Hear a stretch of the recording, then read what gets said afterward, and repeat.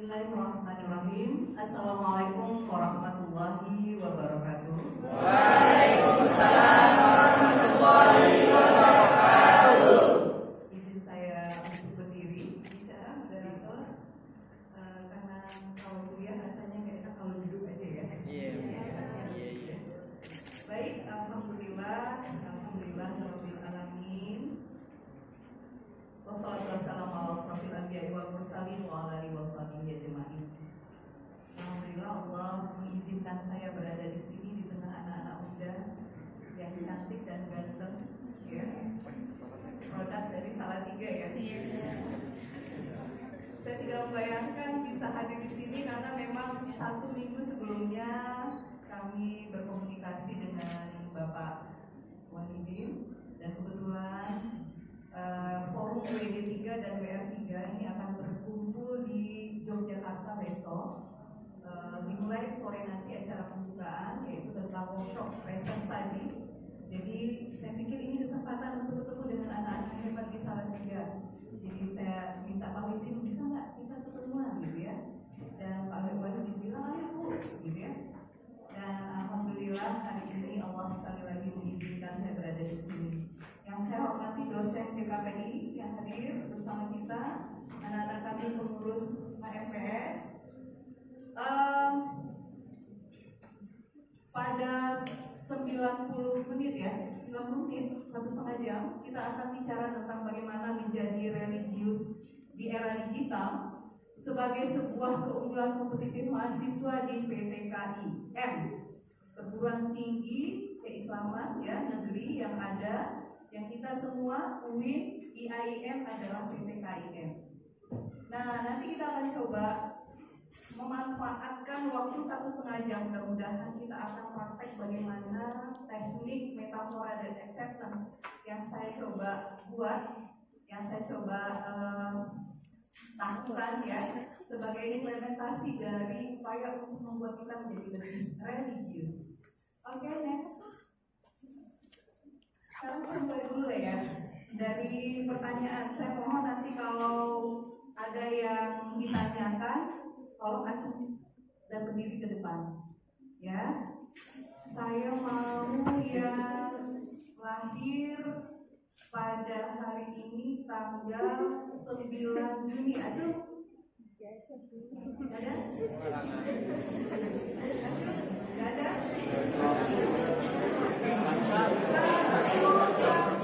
Sampai 9 Juni.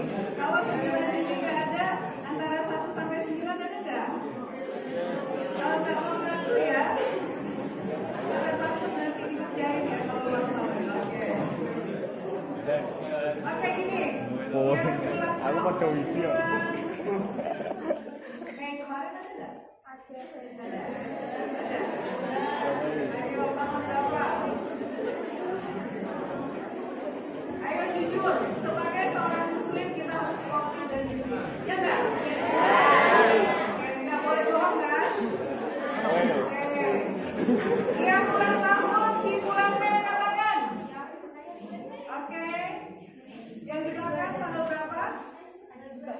Tanggal 21 Mei. Oke. Namanya siapa? Rizka Amanda. Dari situ aja ya. Coba jawab, apa alasannya masuk ke prodi BKPI? Karena ingin menjadi guru BK. Oke, kita beri aplaus. Sebelahnya juga bulan Mei. Siapa namanya? Oke. Pertanyaan yang sama, apa alasannya? Pengen jadi sama PNS.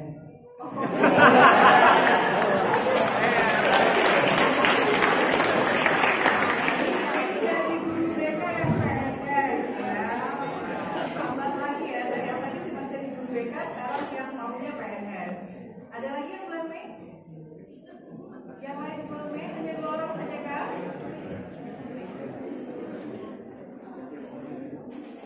Oke. Yang sama-sama ingin jadi guru BK, acuh.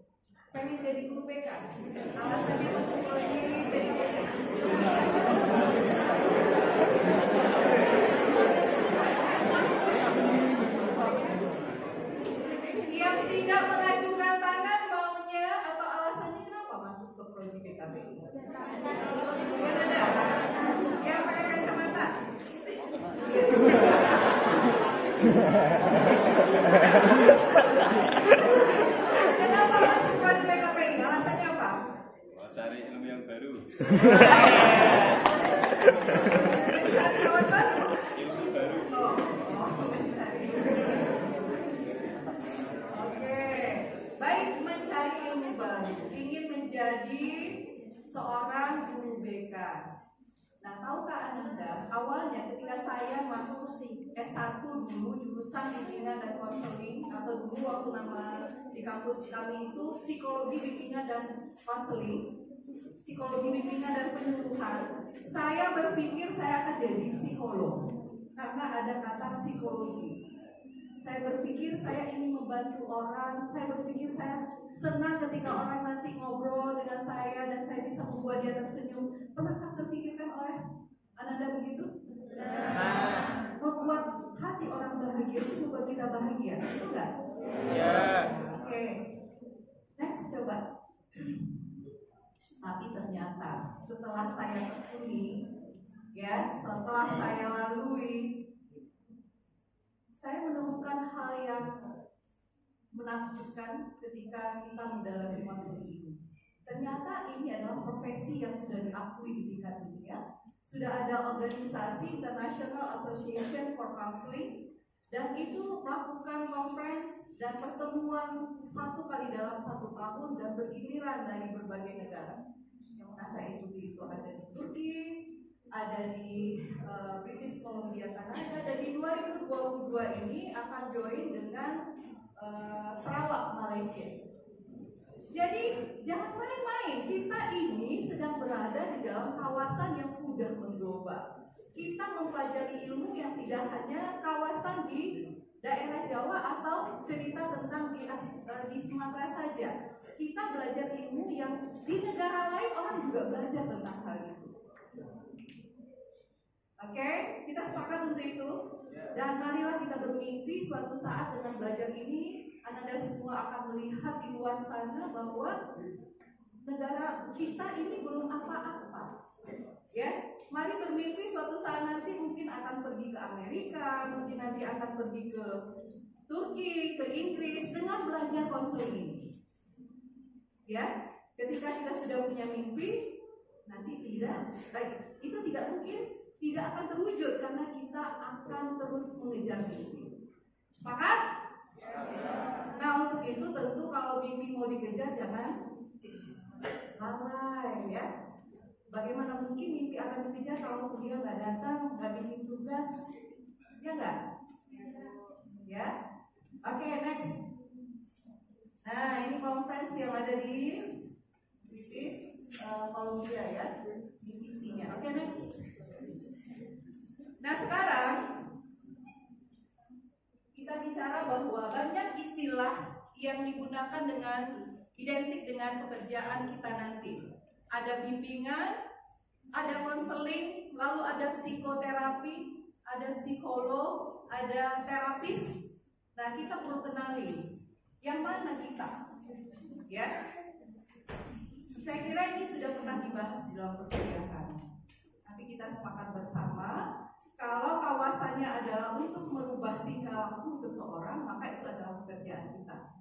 Tetapi kalau psikoterapi, dia lebih banyak untuk pemulihan, dia lebih banyak untuk kawasan-kawasan psikosomatis, psikologi berat, ya, yang itu membutuhkan pertemuan sampai lebih kurang 2-6 tahun. Jadi terus berulang-ulang. Nah, kalau guru BK 2-6 tahun, anaknya di sekolah itu berapa tahun cuma SMP? Ya, nggak mungkin, ya. Mari konseling 1 kali pertemuan 30-45 menit, kemudian berapa minggu lagi, gitu, ya. Tidak seperti terapi yang dilakukan oleh psikoterapi. Nah, ini prinsipnya yang harus kita kenali. Next. Nah, jadi istilah konseling baru didefinisikan secara jelas itu di tahun 1997 oleh American Association Counseling, ya, Asosiasi Konseling Amerika di tahun 1997 yang mengatakan bahwa konseling secara profesional itu adalah aplikasi kesehatan mental, prinsip psikologis atau perkembangan manusia melalui intervensi kognitif, afektif, perilaku, dan sistematik untuk menangani kesejahteraan, pertumbuhan pribadi dan perkembangan karir serta kelainan-kelainan. Nah, sekarang next kita lihat 4 hal yang dicakup dalam pekerjaan kita nanti, yaitu yang berhubungan dengan kesejahteraan, kemudian yang berhubungan dengan bagaimana membuat orang lain menjadi lebih sehat hidupnya, lebih efektif hidupnya. Lalu kemudian bagaimana yang kita lakukan itu tidak asal jadi, ya, harus berbasis teori karena kita bekerja secara profesional dan tentu merupakan proses yang baik, ya. Baik itu merupakan untuk perkembangan, baik dalam hal perkembangan, baik dalam hal intervensi, ya.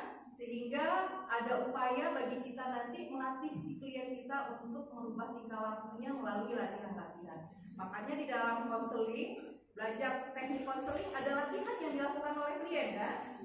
Ya, yang kita ajarkan, yang dia berulang-ulang untuk melakukan. Oke, next. Nah, sekarang kita bicara tentang konseling religius. Karena ini adalah core ilmu kita yang nanti tentu saja secara kompetitif membedakan Ananda semua dari lulusan atau mahasiswa yang ada di perguruan tinggi umum. Kalau di sini perguruan tinggi umum dari mana?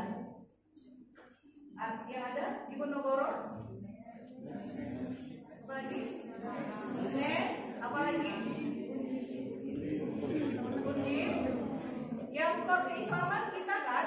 IAIN, apalagi? Ada STAI?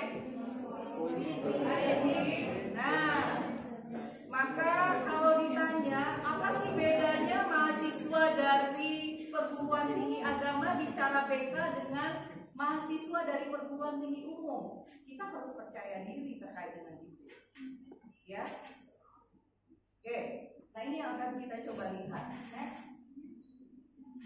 Nah, bicara tentang religiusitas secara bersamaan berfungsi sebagai faktor perlindungan dari resiko. Dan agama merupakan respon terhadap kebutuhan untuk mengatasi kegagalan yang timbul dari ketidakmampuan manusia untuk memahami peristiwa yang terjadi yang ternyata tidak dapat diketahui secara pasti. Jadi Anda semua dalam kehidupan kita banyak sekali kejadian yang terjadi tidak pasti. Hari ini siapa yang memastikan kita bisa ketemu di sini, ya enggak? Ya? Tiba-tiba saja alhamdulillah ya, ketika mau ke sini ada kejadian di jalan, misalnya tabrakan, nggak jadi nyampe, padahal niatnya dari rumah pengen ke sini. Atau tiba-tiba di jalan ketemu dengan seseorang ajaknya nongkrong di kafe, nggak jadi ke sini, ya nggak? Ya. Banyak sekali dalam kehidupan kita ini ketidakpastian. Dan kita sebagai manusia selalu saja di dalam Instagram, di dalam TikTok selalu kata-kata bijak bilang begitu, manusia hanya bisa berencana, selalu ada Tuhan yang menentukan. Setuju gak? Ya. Kan begitu bahasanya, bahasa anak mudanya ya. Nah, agama menjadi satu hal penting yang perlu diyakini dan harus ada pada diri kita. Nah, next berikutnya, dalam proses konseling, agama atau kerohanian itu menjadi bagian yang tidak bisa dipisahkan. Dan ini sudah dikemukakan jauh-jauh hari oleh beberapa tokoh konseling dan tokoh-tokoh psikologi. Mungkin pernah mendengar Abraham Maslow, kemudian ada Carl Jung, ya, pernah mendengar Rollo May, ya, mungkin tidak begitu terkenal, yang terkenal Abraham Maslow, ya. Oke, nah dalam konseling semakin ditingkatkan penekanan terhadap pentingnya kerohanian untuk orang yang mencari pertolongan dan orang yang ingin mempertahankan kesehatan, dan terutama saja orang-orang yang sudah memasuki masa-masa usia lanjut dan ingin tetap hidup sehat. Nah, bagi kita yang muda perlu nggak ya? Perlu nggak ya kita agama ini? Nah, hasil polling yang dilakukan di 2007, polling ini dilakukan di Amerika dengan melakukan survei terhadap lebih kurang ya 2.000 responden, 2/3, angka 2000-nya hilang di sana. 2/3 responden menyatakan lebih suka pada konselor yang menganut nilai rohani dan memiliki kepercayaan yang sama dengan dia. Artinya, menjadi mahasiswa BK yang belajar keilmuan agama Islam ini sudah modal bagi kita.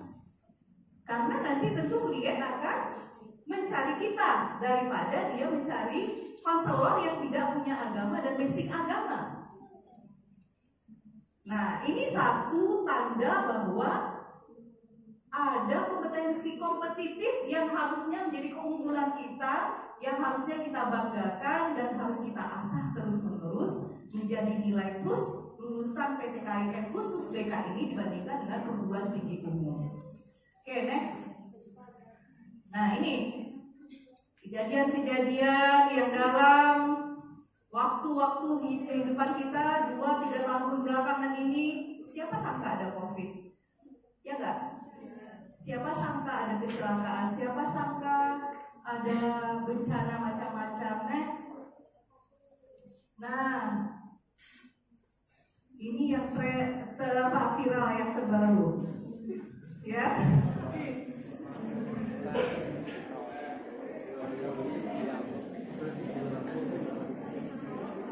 Ini kita bicara kondisi nyata di hadapan kita sekarang, ya. Fakta realita yang terjadi pada anak muda kita sekarang, di mana kalau bicara agama itu tidak lagi ada dalam tataran pikiran mereka. Artinya mereka tidak ada batas yang dilakukan, semua melanggar nilai-nilai agama. Dan sayangnya tidak hanya anak muda loh. Next slide. Nah, masih di 2022. Itu tadi kan yang pertama anak muda kan? Nah ini si kakek-kakek, ya. Jadi prihatin kita dengan kondisi masyarakat kita sekarang. Ya, next. Padahal kalau kita lihat data dan faktanya, bagaimana pertumbuhan muslim di dunia yang diteliti YouTube atau tayangan-tayangan misalnya Ustadz apa yang UAS ya, apa lagi? Hanan Atagi, siapa lagi? Oke, jadi sekarang sumber belajar milenial tentang agama itu lebih banyak adalah Ustadznya YouTube. Nah, ya. Oke, next. Nah, ini hal yang miris bikin kita sedih. Hasil penelitian Al-Farah, riset center tentang wajah kelas menengah muslim Indonesia, ya, di 2017 ya, melalui polling online pada 2.000 orang responden, ditanyakan tentang bagaimana mereka sholat 5 kali dalam sehari, 5 waktu itu. Coba, berapa persen yang mengatakan sangat sering? Cuma 32,6%. Yang mengatakan sering 53,6%. Yang bikin miris itu yang sangat jarang 0,5. 0,5 dari 2000 berapa? Coba cari. 0,5 dari 2000. Ayo. Berapa? Hah?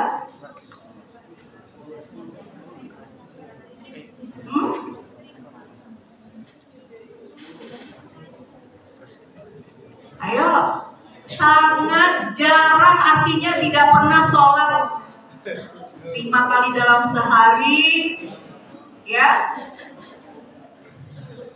Berapa? 0,5 dari 2000?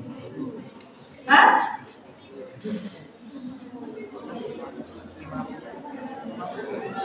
Gimana nih statistiknya?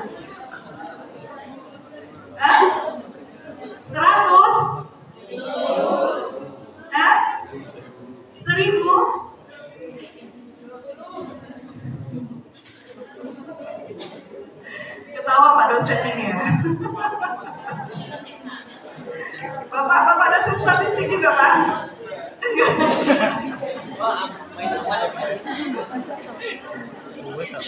Ayo, 0,5 dari 2000 berapa? Oke.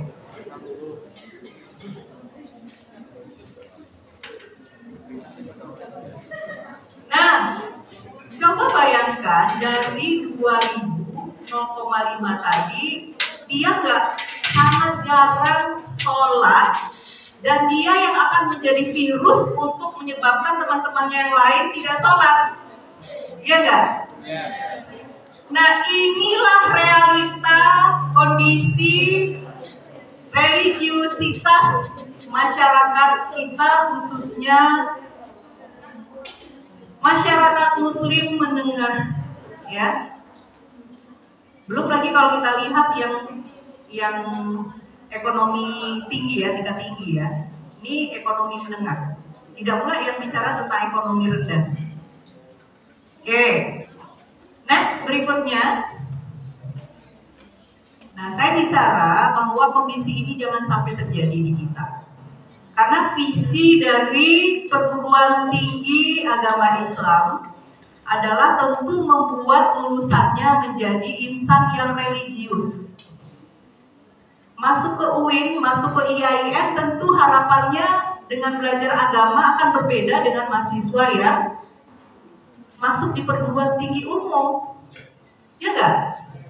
Kalaulah saja sama, kita mendaftar di perguruan tinggi umum dengan perguruan tinggi agama, perilaku kita, ya, kepribadian kita, religiusitas kita, kalaulah saja sama, buat apa masuk ke perguruan tinggi agama?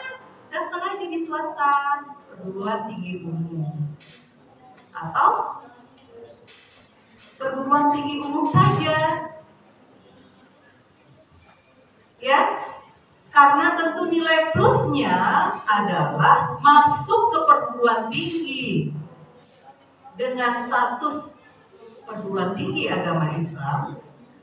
Tentunya ini menjadi pusat perhatian dan tuntutan masyarakat. Ya, saya melakukan penelitian terhadap next.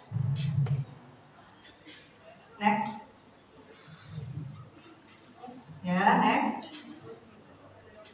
Nanti kita lihat ini. Next. Oke, saya melakukan penelitian di 2017 dan 2021, ingin tahu mana yang lebih religius, mahasiswa di perguruan tinggi umum dengan perguruan tinggi agama. Ya. Di 2021 kemarin saya melakukan survei pada 824 mahasiswa di perguruan tinggi umum dan perguruan tinggi agama Islam. Dibuat Google Form, di-share, ya, ada skala, dan ternyata apa yang kita lihat di sana simpulannya tidak signifikan perbedaan religiusitasnya, walaupun mungkin persentase yang sangat tinggi itu banyak di PTAIN. Ya kalau nggak signifikan perbedaannya, apa gunanya dia belajar agama di perguruan tinggi agama Islam? Ya nggak? Nah, lalu kemudian flashback 2017, saya ingin tahu nih dengan kawan-kawan lulusan LPTK lembaga pencetak tenaga kependidikan, ya. Fakultas Tarbiyah, Fakultas Ilmu Pendidikan. Mana sih yang dianggap oleh stakeholder, kepala sekolah ketika dia sudah bertugas di sekolah, mana yang dianggap lebih baik kepribadiannya? Kami coba melakukan survei dengan mewawancarai kepala sekolah, ya. Mereka melihat lulusan perguruan tinggi umum dengan perguruan tinggi agama mana yang lebih baik menurut mereka. Nah, ini hasil penelitiannya. Hasil penelitiannya, lulusan LPTK umum dinilai customer lebih baik dalam kompetensi sosial, kepribadian, profesional dibandingkan dengan lulusan LPTK Islam. Ini menunjukkan dimensi positif dari kepribadian lulusan perguruan tinggi umum dibandingkan dengan perguruan tinggi agama Islam. Tapi ini tidak bisa digeneralisasi untuk di Jawa karena ini dilakukan di Sumatera, khususnya di daerah Riau. Ya, saya nggak tahu nih kalau Pak dosen mau melakukan ini penelitiannya di daerah Jawa seperti apa pula fenomenanya. Nah, ini menjadi beban moral bagi kita anak-anak kami semua. Kok orang lebih memandang mahasiswa di perguruan tinggi umum dengan perguruan tinggi Islam itu nggak ada bedanya, sama-sama religius? Buat apa coba? Dan ini menjadi beban moral bagi kita. Coba slide sebelumnya. Next. Nah. Padahal dari hasil penelitian Solihin dan Mukhlis, kalau mahasiswa itu memiliki tingkat religiusitas yang tinggi, itu akan berkorelasi dengan motivasi belajarnya. Ya, semakin tinggi tingkat religiusitasnya, semakin bagus motivasi belajar. Dan membuat dia menjadi lebih sehat, ya. Kemudian menghindari memakan makanan yang diharamkan dalam agama, dan jelas ini mempengaruhi bagaimana kesehatan fisiknya. Dan ini menjadi faktor pelindung yang terkait dengan kesehatan dan lebih membuat dia menjadi lebih bahagia. Nah, artinya religiusitas ini adalah hal yang penting untuk kita miliki. Tidak hanya visi perguruan tinggi, tetapi juga harusnya visi kita. Ya, visi pribadi kita, bagaimana kita menjadi lebih religius. Karena ini kontribusinya untuk diri pribadi kita menjadi lebih termotivasi, lebih bahagia, lebih sehat, ya. Oke, next. Nah, jadi hal inilah yang membuat saya menjadi terpikirkan, mari kita mencoba menjadi lebih religius. Ya. Mari kita mencoba menjadi lebih religius, mempelajari agama Islam lebih baik lagi, dan itulah yang akan nanti menjadi kompetensi unggul kita yang membedakan kita dari mahasiswa atau lulusan perguruan tinggi umum. Ya, setuju? Oke, next. Nah, ini masalah. Saya menemukan statement yang dinyatakan oleh seorang ahli namanya Sattler, ya. Dan ini dikemukakan di tahun 1960-an. Katanya, tujuan nyata dari studi agama adalah mengajarkan tentang agama, bukan mengajarkan siswa menjadi religius. Jadi anda semua ada belajar Al-Quran, belajar hadis, belajar apa lagi? Apa lagi? Tafsir Sarbawi, hadis Sarbawi, bahasa Arab. Kata si Sattler itu hanya mengajarkan tentang agama, bukan membuat Ananda menjadi religius. Pertanyaannya benar nggak? Belajar Al-Quran, hadis itu hanya belajar itu aja, bukan membuat menjadi religius. Tidak.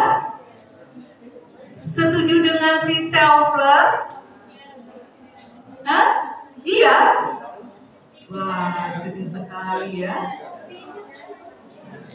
Nah, ini si Azizah orang Bintan ya, di 2015 menemukan dari hasil penelitiannya bahwa tidak ada perbedaan religiusitas peserta didik di lembaga pendidikan umum dan lembaga pendidikan agama yang disebabkan oleh faktor kuantitas pemberian materi agama tidak mempengaruhi kualitas keagamaan. Dan ini yang menjadi argumentasi dari temuan penelitian saya. Dan ini mungkin yang menjadi catatan kita, ya Bapak ya, materi-materi agama yang belum terintegrasi di dalam mata kuliah di kebekaan yang perlu kita pikirkan. Nah, anak-anak semua tentu saja jangan mengandalkan dosen. Belajar agama tidak mesti harus menunggu diinstruksikan. Ya, kalian tadi bisa belajar dengan Ustadz YouTube, ya. Ustadz apa lagi? IG. Ustadz apa lagi? TikTok, ya. Oke. Next berikutnya. Oke, next. Nah, ini yang sekarang menjadi kegalauan kita bersama, dan saya berpikir mulai dari sekarang, marilah sama-sama kita berpikir apa yang bisa kita perbuat. Kalau nanti menulis skripsi, apa ya kaitannya dengan agama Islam? Digali lebih banyak lagi. Next, berikutnya. Nah, saya minta ada salah satu yang mau membacakan surat ini. Yang pakai putih ya?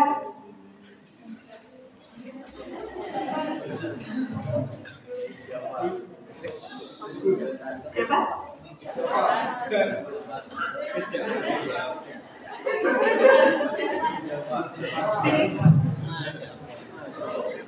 Oke, kita beri aplaus.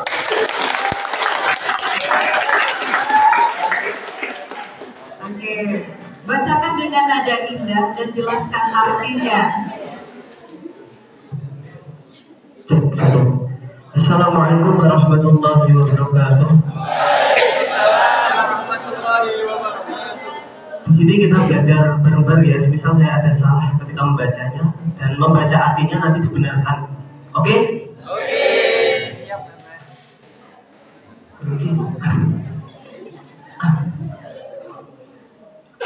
A'udzu billahi minasyaitonir rajim. Bismillahirrahmanirrahim. Wal 'ashr. Innal insana lafi khusr illa alladziina aamanu wa 'amilus shalihati wa tawassaw bil haqqi wa tawassaw bis sabr. Shadaqallahul 'azim. Wal 'ashr, demi masa. Innal insana lafi khusr, sesungguhnya manusia itu dalam kerugian. Illal ladzina amanu wa 'amilus shalihati wa tawassaw bil haqqi wa tawassaw bis sabr. Kecuali orang-orang yang beriman dan beramal soleh, dan mereka pula berpesan-pesan dengan kebenaran serta berpesan-pesan dengan sabar. Begitu.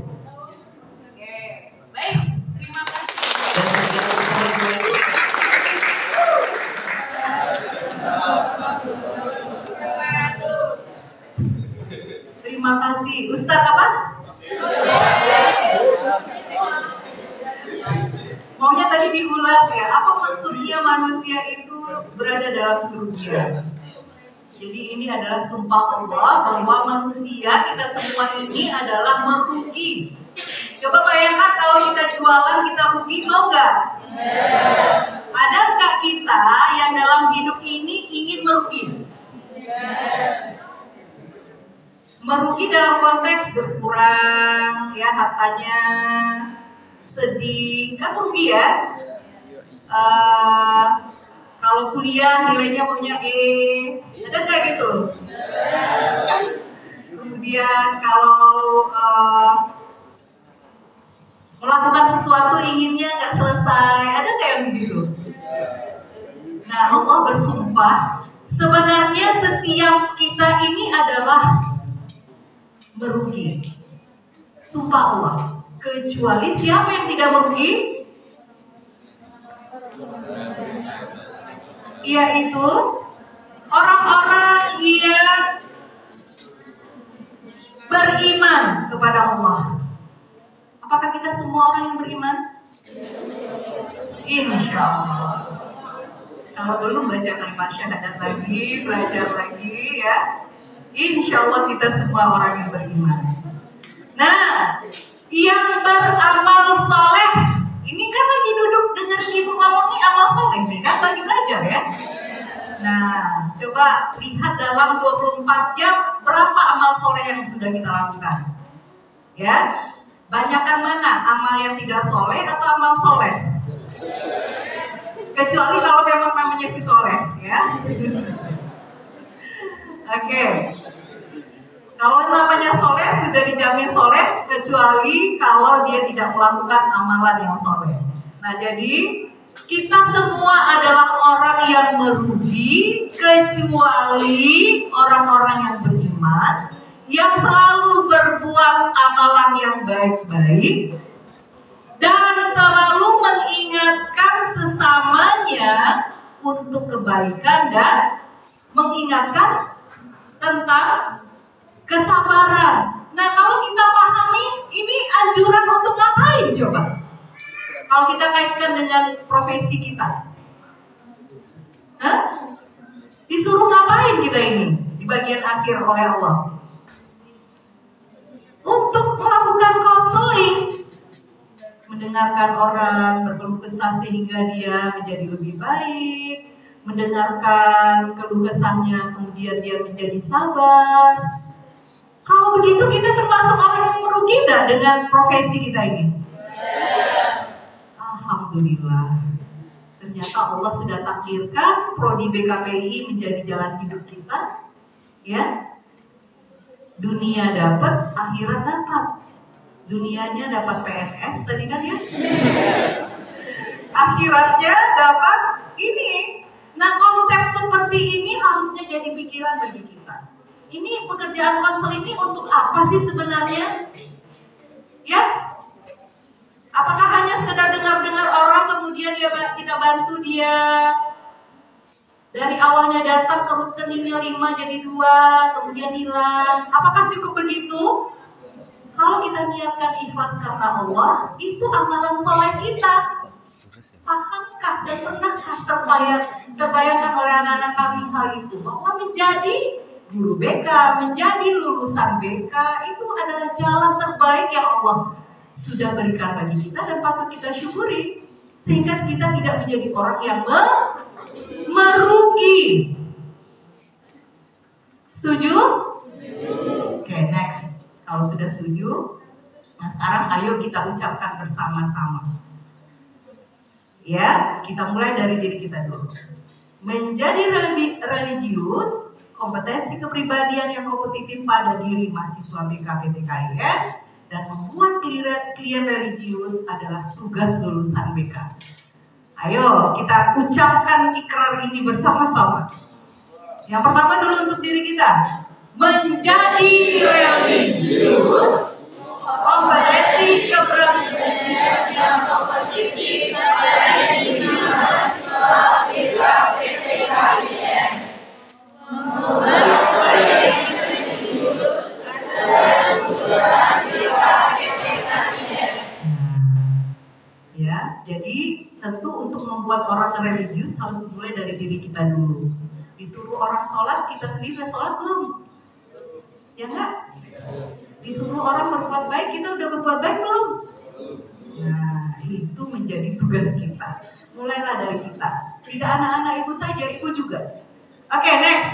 Nah, sekarang dalam praktek konseling, dimensi religius dikembangkan meliputi ada 6 ya. Bagaimana nih kaitannya dengan konselingnya nih?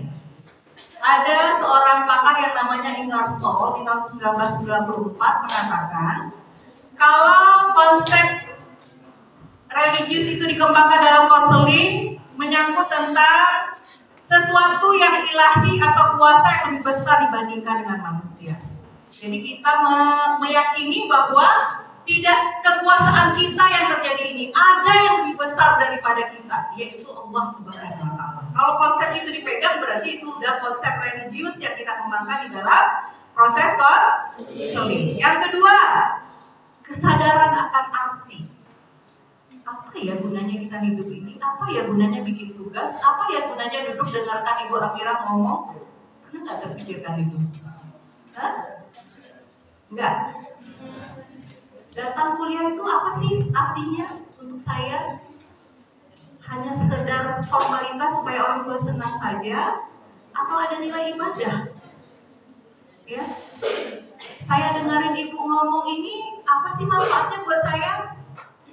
Karena diambil absennya oleh Pak Wahidin, karena ada kaitannya dengan mata kuliah, atau karena ingin menambah ilmu, karena dengan menuntut ilmu itu kalau ketika kita sedang menuntut ilmu dipanggil oleh malaikat Israil, katanya itu bisa mati syahid. Nah, lagi belajar nih, tiba-tiba datang malaikat Israil. Wah, langsung kan? Itu katanya mati syahid loh ya. Nah, sudah kebayang nggak sampai sejauh itu arti dari segala sesuatu yang kita perbuat? Kalau belum, berarti belum bisa digali religiusitasnya. Nah, dalam proses konseling itu yang kita gali. Bagaimana dia meyakini ada kekuatan yang lebih daripada dirinya, yaitu Allah Subhanahu wa Ta'ala atau Tuhan. Lalu dia memahami arti, menghubungkan segala sesuatu dengan ilahi, ya. Karena kata hadis ya, satu helai daun pun jatuh itu kalau nggak izin Allah nggak akan terjadi. Jadi apapun yang terjadi sebagai seorang muslim kita yakini tidak ada yang terjadi tanpa izin Allah. Artinya saya berada di sini karena izin Allah nih. Kalau nggak izin Allah, saya nggak akan ada di sini. Kita tidak akan berjumpa. Ya, ada ya yang udah diizinkan datang tapi tiba-tiba suaranya hilang. Tiba-tiba lampu mati, tiba-tiba kita harus bubar karena gempa misalnya. Kita udah sama-sama niat nih, tetapi tiba-tiba ada hal saja yang menunjukkan bahwa Allah nggak izinkan itu terjadi. Ya, kejadian yang nampak sering kita dengar, sudah niat betul menabung hampir 10 tahun untuk bisa naik haji. Ya, tapi kalau Allah nggak izinkan, ada saja. Udah sampai di bandara, dipulangkan lagi. Kita harus yakini itu, ya, bahwa ada hal di dalam kehidupan kita ini kaitannya dengan keberadaan ilahi Allah Subhanahu wa Ta'ala. Playfulness, ya. Kemudian keterlibatan dalam aktivitas spiritual, sholat, berpuasa. Kemudian menggunakan kekuatan spiritual secara sistematis untuk menyatu kehidupan. Jadi ada hasil penelitian yang bilang begini, mengapa orang di daerah Eropa Barat sana lebih rentan stres dibandingkan dengan orang Asia. Dan orang di daerah Asia termasuk juga dalam konteks ini Arab gitu yang Muslim ya. Ternyata memang ketika kita pasrahkan, kita gunakan kekuatan spiritual secara sistematis, itu membuat kita menjadi menerima hidup ini lebih legowo. Ini ya, misalnya nih jatuh, udah jatuh nih ya, alhamdulillah masih bisa berdiri gitu ya. Kemudian kebakaran gitu ya, kebakaran alhamdulillah masih selamat gitu ya. Apapun kita selalu masih alhamdulillah. Ya, itu menjadi penyatu hidup kita untuk kita tegak. Nah itu tidak dimiliki oleh penduduk di Eropa dan Amerika sana, Barat sana yang tidak meyakini adanya Tuhan. Mereka cepat stres, ya. Dan bersyukurlah kita, memang itu harus kita gali, ya. Oke, nah inilah yang perlu menurut si Ingersoll untuk kita dalami. Next, berikutnya. Nah, tentu konselor yang berminat bekerja dengan klien melakukan praktek konselingnya dengan melakukan ini nih yang empat. Menguatkan pentingnya religiusitas, menggunakan bahasa dan perumpamaan. Khusus nomor 1 dan 2 nanti akan kita praktekkan dengan metafora dan acceptance yang saya akan lakukan. Oke, next. Nah, ini dia teknik konseling, metafora, dan acceptance. Jadi anak-anakku semuanya, 2016 ibu saya meninggal. Ya, beliau berusia hampir 63 tahun. Di dalam keluarga kami, adik-adik saya itu rata-rata tidak pernah ketemu langsung dengan suasana yang tragis, artinya ditinggal orang tua, ya, kejadian memilukan. Nah, kepergian ibu itu ternyata memberi efek kepada kondisi psikologis terutama adik saya. Dia menjadi shock, dia menjadi tiba-tiba hidupnya berubah karena ada penyesalan kenapa ketika ibu itu hidup dia tidak begitu bisa memberikan yang terbaik. Tapi lama-lama ketika dia sudah mulai menyadari bahwa dia pun akan menyusul ibunya, orang tua kami hidupnya berubah, dia menjadi lebih religius. Saya kepikiran, kenapa ya kita tidak coba bikin metafora dan acceptance ini sebagai teknik dalam konseling untuk membuat orang menjadi lebih religius. Saya coba pelajari dan saya lakukan pencarian informasi dan next. Inilah peta perjalanan hidup kita yang ternyata selama ini kita hanya berpikir kita ini berada di dunia, setelah itu alam kita hanya kuburan aja. Padahal sebagai seorang muslim perjalanan kita sangat jauh. Ya.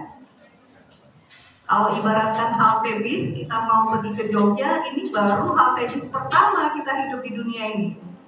Halte bis berikutnya masih panjang untuk bisa sampai ke Jogja. Apa itu? Jogja itu adalah mau di mana nih? Surga apa neraka?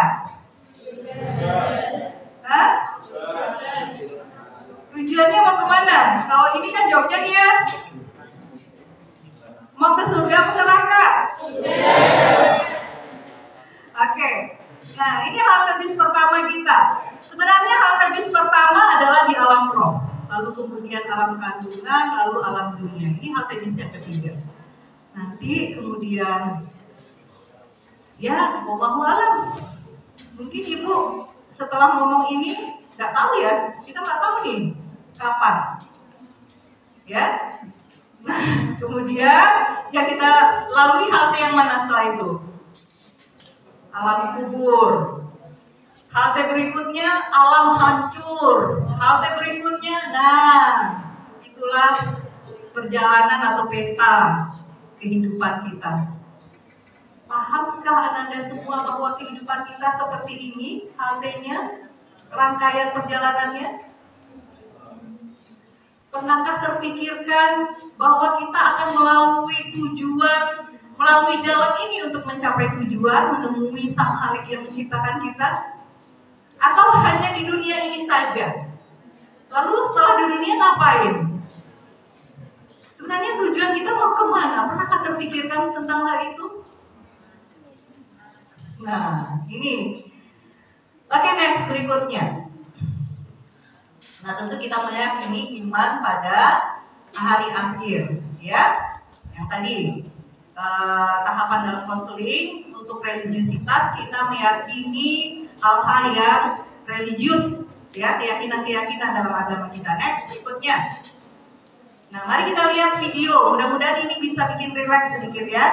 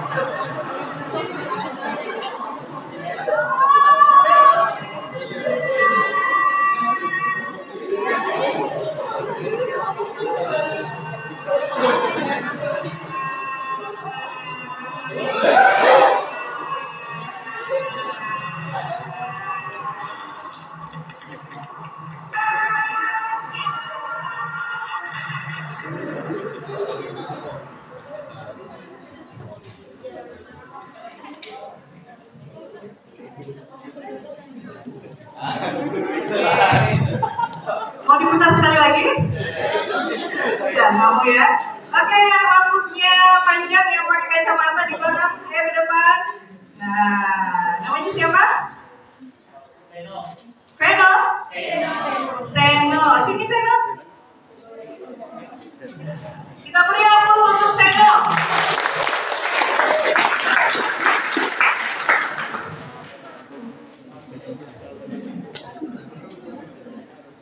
Oke, tolong Seno jelaskan kepada ibu dan teman-teman tadi itu film tentang apa Seno? Sebenarnya terima kasih Bu sudah memberikan tempat kita di sini.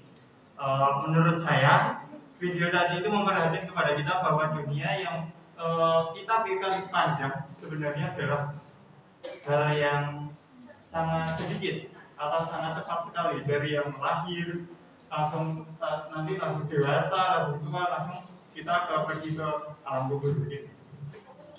Oke, terus setelah nonton itu apa yang Seno rasakan? Yang saya rasakan, jadi saya berpikir untuk lebih memanfaatkan kehidupan saya untuk lebih bermanfaat untuk lingkungan saya.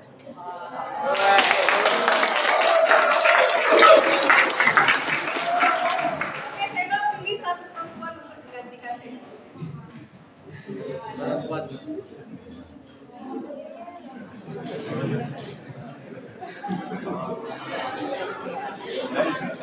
Yang kerudung ungu.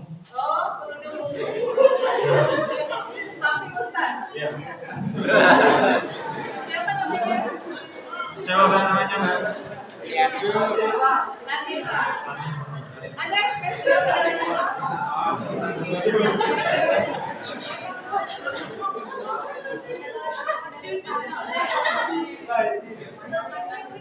Oke, Latifah dari sekian banyak Latifah dipilih oleh Seno. Bagaimana perasaannya setelah dipilih oleh Seno? Ya senang Bu. Oke, Latifah tadi nonton film apa? Coba ceritakan kepada Dewa. Hah? Dewa. Deva, bukan Latifah ya. Oke, jadi ada nah, kayak tadi nonton apa, terus apa sih yang disimpulkan? Saya menyimpulkan bahwa kalau hidup itu nggak selamanya hidup itu sangat singkat. Jadi kita harus memanfaatkan kehidupan yang singkat itu dengan sebaik-baiknya. Terus yang dirasakan setelah nonton itu gimana?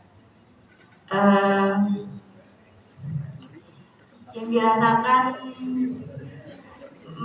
memikirkan untuk bagaimana kita memanfaatkan dengan waktu yang sedikit itu membuat kita menjadi lebih baik. Deva bisa pilih satu laki-laki lagi. Sekian banyak laki-laki yang ada di sini. Yang di depan kamera ini.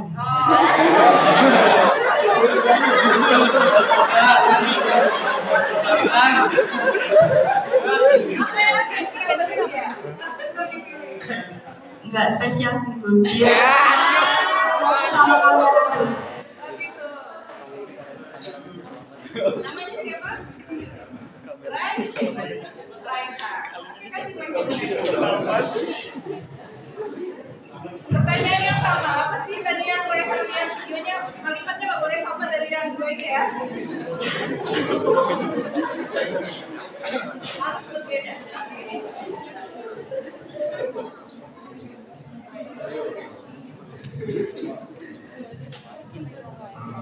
Menurut saya dari video tersebut kita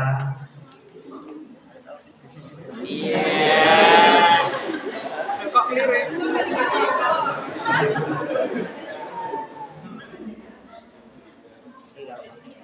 kita itu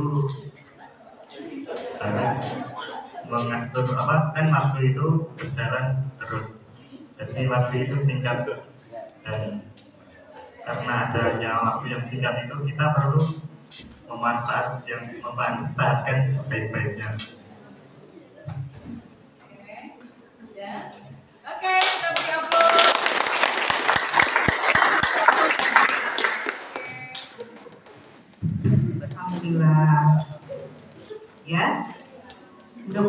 tidak hanya di bibir saja ya.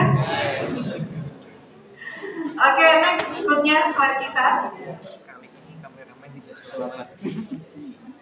Nah, jadi memang di dalam Al-Quran Allah sudah bersumpah juga bahwa setiap yang bernyawa, apapun yang bernyawa, apakah binatang, ya, apalagi tumbuhan, kalau dia bernyawa pasti akan mati.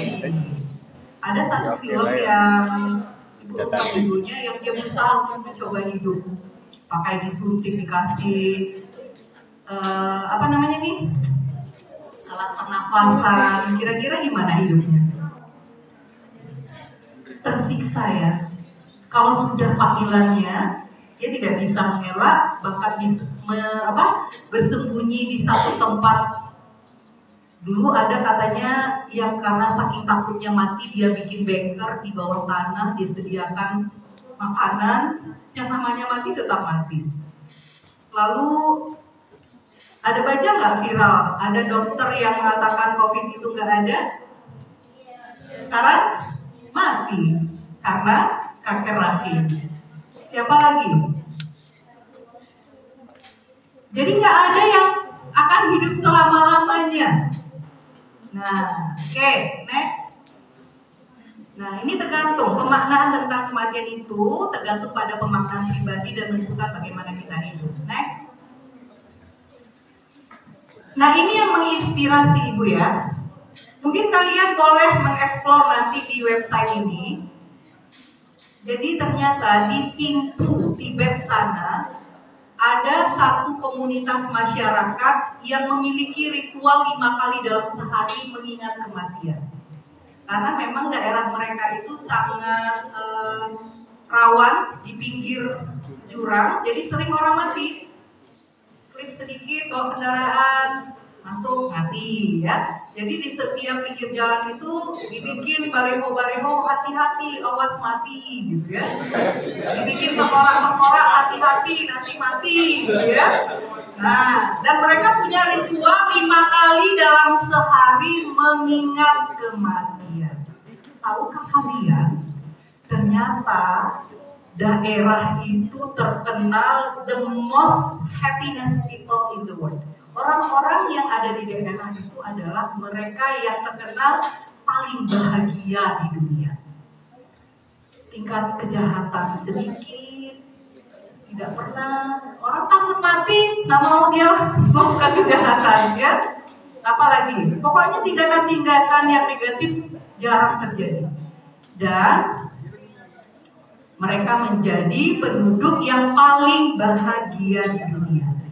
Jadi ternyata mengingat kematian itu bukanlah satu hal yang menakutkan, justru membahagiakan.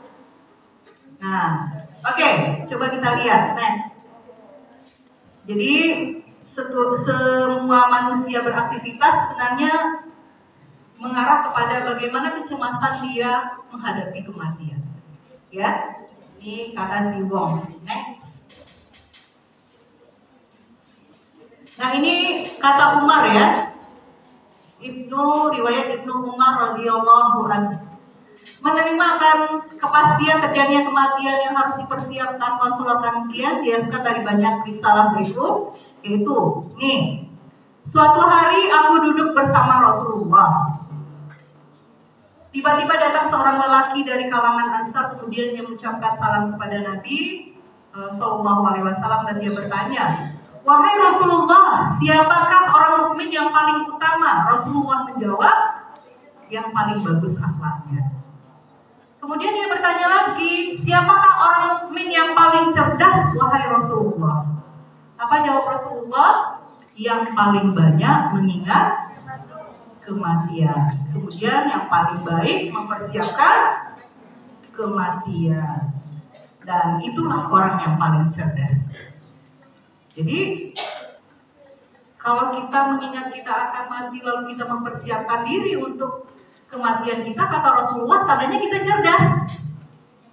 Ya? Oke, next berikutnya.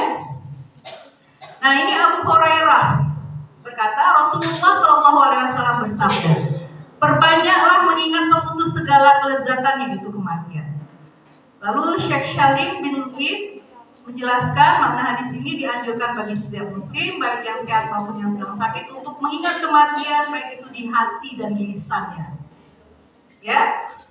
Kemudian memperbanyak karena tersebut, karena di zikrullah mengingat kematian dapat menghalangi dari perbuatan maksiat dan mendorong untuk berbuat taat. Nah, itu yang dilakukan oleh Cinggu Tibet tadi.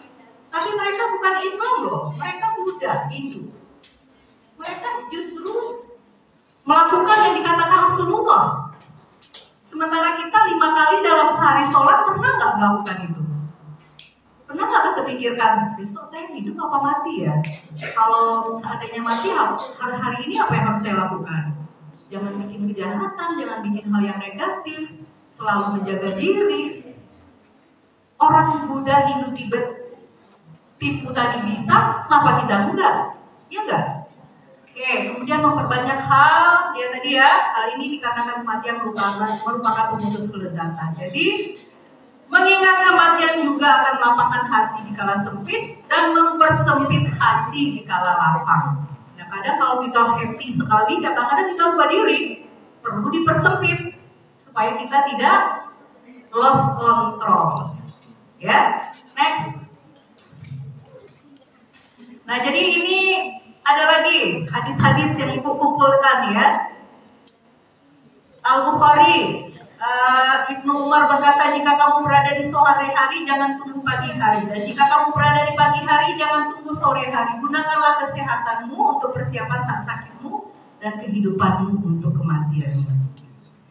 Ya, nggak tahu nih kita lagi sehat nih sekarang kan semua?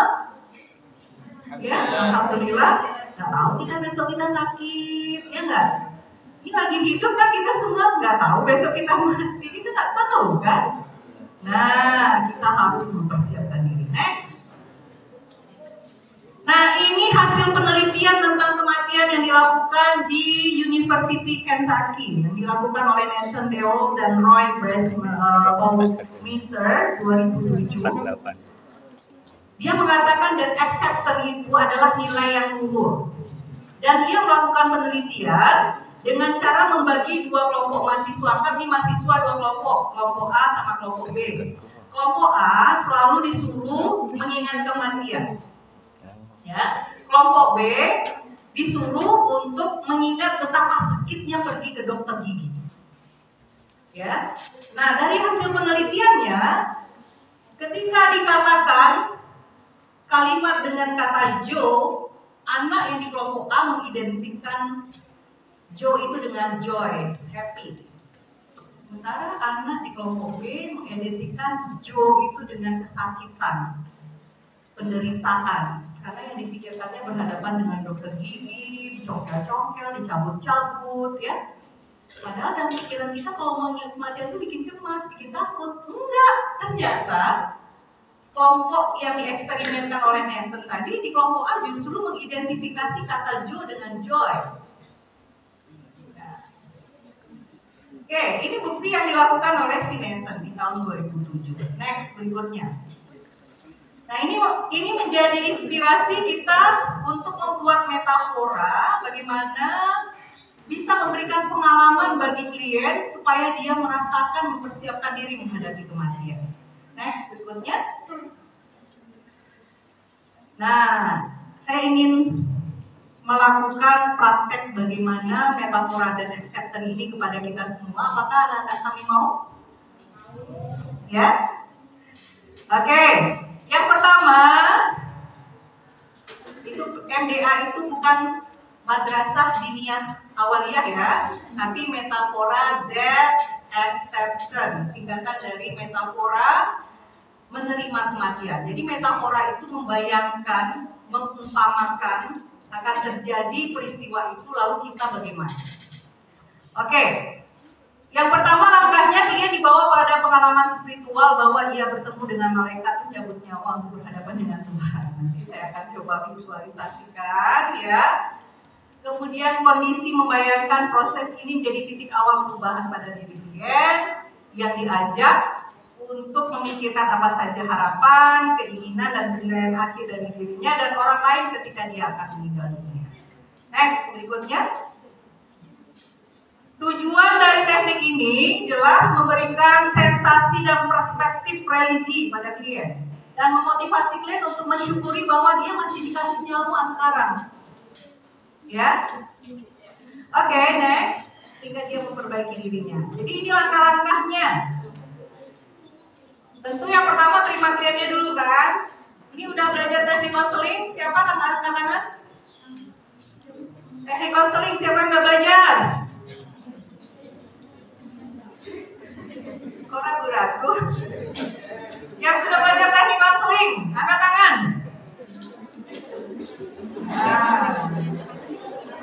Kok sedikit ya? Isi kelasnya berapa sih? Hah? Semester 2 dan semester 4. Satu semester itu mahasiswanya berapa orang? 30. Yang udah belajar teknik konseling angkat tangan. Nah, itu kan sampai 30. Hah? Ini banyaknya semester 2 ya? Oh, betul. Iyalah. Oke, jadi langkah pelaksanaan metafora dan acceptance ini tentu seperti teknik konseling. Yang pertama, kita menerima klien dengan menerapkan teknik-teknik dasar.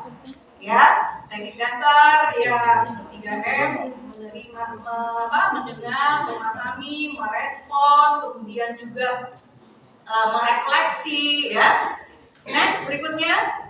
Nah, ini beberapa tips yang ingin saya sampaikan bagi konselor agar mau terlibat aktif di dalam proses konseling. Ada beberapa tips dari hasil penelitian bahwa klien itu lebih mau membuka diri kepada konselor yang menarik daripada yang udah kurang menarik. Itu wajar ya? Nggak diteliti pun sebenarnya juga begitu kan? Cuma aspek apa saja yang menarik pada diri konselor bagi klien? Yang pertama adalah berbicara dengan kalimat yang jelas, simple, nggak bertele-tele. Ya, itu yang menarik bagi klien dari hasil penelitian ini. Tanpa jargon-jargon dan istilah-istilah yang aneh-aneh, yang ilmiah-ilmiah yang bikin bingung. Ya. Kemudian menawarkan pengungkapan diri yang tepat, ini menurut Watkins. Lalu melakukan kontak mata. Dilihat kliennya, jangan nunduk pula konselornya atau lihat ke atas atau lihat ke kiri kanan, ya. Kemudian petunjuk nonverbal dalam merespon klien seperti dorongan minimal, anggukan, ya, senyuman, ya. Nah, itu. Kemudian perhatikan gaya busana konselor. Nah, ini hasil penelitian loh ya, yang disebut menarik, yang membuat klien itu mau konsentrasi konseling itu kalau salah satunya penampilan konselor dari segi busana menarik. Jadi kalau nanti praktek konseling jangan pakai baju ya acak-acakan, ya. Perhatikan komposisi warna baju, ya. Kemudian, nah ini hasil penelitian yang berikutnya, tips yang kedua. Dari Erma dan Lam 1996 yakini khusus untuk ruangan, dan ini ada kaitannya dengan praktik konseling ya. Nanti untuk diri kita tadi kita perhatikan itu, untuk ruangan ini perlu diperhatikan nih. Pencahayaan lembut, jangan terlalu terang. Kemudian warna tidak mencolok, baik itu warna baju, warna ruangan, ya. Kalau merah, itu kan sakit mata kliennya, ya. Oke, jauh dari kebisingan. Jadi kalau praktek konseling di tempat ruangan yang ribut, itu membuat klien menjadi ilfil, malas dia ngomong, ya. Kemudian perabotan yang serasi dan nyaman, ini cantik nih kan? Serasi ya. Oke. Hiasan artifak yang beragam, nanti kita lihat artifak yang seperti apa, dan memberikan konseling kepada keluarga. Kalau seandainya ada keluarga, mungkin akan lebih bagus. Dari hasil penelitian disediakan untuk anak-anak mereka ruangan untuk bermain. Nah, ini hasil penelitian. Next, berikutnya. Nah, lebih spesifik hasil penelitian lain mengenai tata ruangan konseling ini Aksesori juga kita perhatikan. Ketika menerima klien tadi kan udah bagus, tetapi ruangan kita mungkin kurang menarik. Misalnya karya seni, objek tumbuhan ditaruh di dalam ruangan, membuat klien kita menjadi sejuk matanya, ya itu mempengaruhi kenyamanan klien. Oke, kemudian pewarnaan. Warna-warna yang terang dihubungkan dengan emosi yang positif, sedangkan warna gelap dihubungkan dengan emosi yang negatif. Oke, next. Nah, perabotan, desain ruangan, ya. Kemudian pencahayaan. Nah, ini hasil penelitian yang menarik yang dilakukan di Jepang nih ya. Oleh Miwa dan Hayu ditemukan bahwa pencahayaan yang lembut memberikan kesan yang menyenangkan dan nyaman sehingga lebih membuat siswa-siswa itu mau membuka diri kepada konselornya. Jadi nanti kalau sempat ke sekolah melihat ruangan ditata kurang bagus, ini bisa menjadi referensi ya bagaimana sebaiknya pencahayaan, cat ruangan. Next berikutnya. Waktu Ya. nanti punya ceritanya sebenarnya. Oke gitu. Terakhir, aroma, ya, suara, tekstur dan suhu udara mempengaruhi. Saya kira ini nanti tidak jadi praktek metafora dan acceptance-nya, tapi kita lebih banyak wawancara, ya. Sebentar, saya minta 1 menit aja. Next, berikutnya. Setelah itu diterima, bentar ya moderator ya. Lalu klien menjelaskan metafora dan acceptance itu gimana, ya. Next, berikutnya. Nah, lalu dilakukan relaksasi kepada kliennya. Next, berikutnya. Nah, ini praktek MDA-nya. Nah, ini yang sebenarnya kalau bisa kita cobakan nanti. Next, berikutnya pembahasan dan penguatan. Oke, saya kira begitu dulu, waktunya kurang banyak. Nanti mungkin lebih baik kita berdiskusi. Saya kembalikan kepada moderator. Terima kasih. Assalamualaikum warahmatullahi wabarakatuh.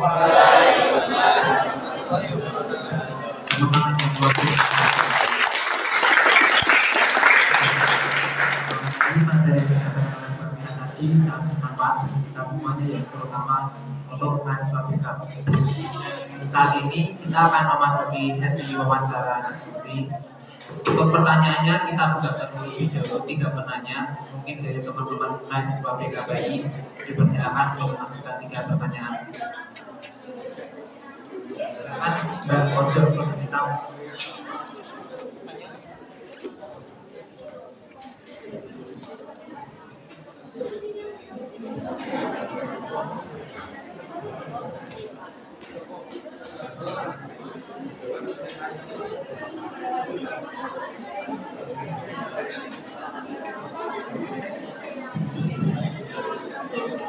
Perkenalkan, nama saya Wulan Luciana.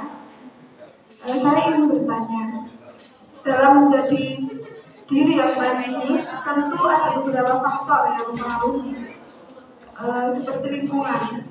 Nah, apabila lingkungan kita itu tidak mendukung gitu, bagaimana tipsnya Bu? Terima kasih. Sekian dari saya.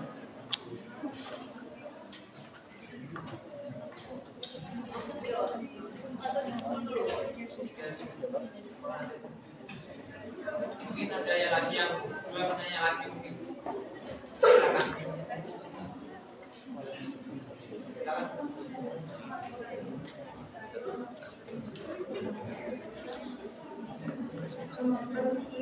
Perkenalkan, nama saya Tia Sulastinata. Saya mau bertanya, dalam teknik MTA tadi kan ditampilkan ada teknik relaksasi, Bu. Selain teknik relaksasi, apakah ada teknik lain yang bisa digunakan? Dan kalau boleh, nanti sekalian dipraktekkan sebentar. Terima kasih. Coba lagi mungkin dari teman-teman atau mungkin tahu Mas yang ingin mengajukan pertanyaan. Karena ada 12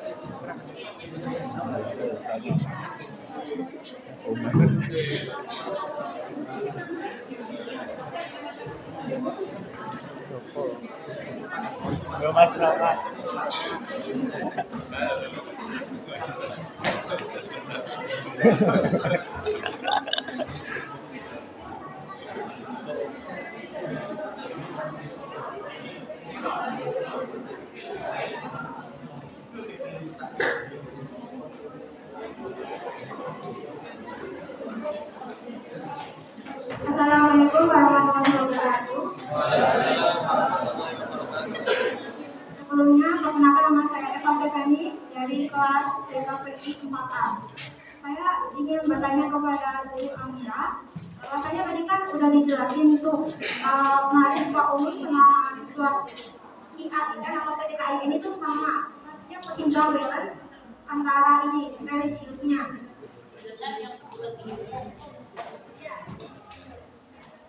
Dalam pendidikan tadi kan itu sama seimbang itu, jadi nggak ada bedanya antara mahasiswa IAIN sama mahasiswa umum. Kira-kira ada nggak sih Bu penyebab atau faktor penyebab yang menjadikan generasi sekarang ini minim religiusnya? Jadi kalau ada faktornya, bagaimana caranya untuk mewujudkan atau itu religiusnya, meningkatkan religiusnya. Makasih. Wassalamualaikum warahmatullahi wabarakatuh.